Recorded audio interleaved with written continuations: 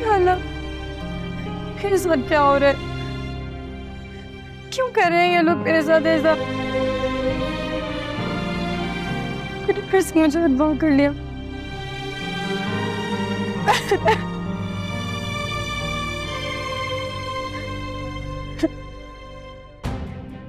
माम, मेरे घर और मेरी इज्जत सब मिट्टी में मिला दी।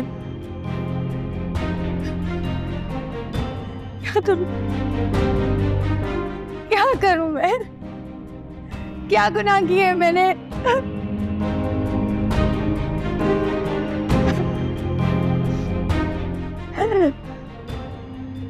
कोई है यहाँ?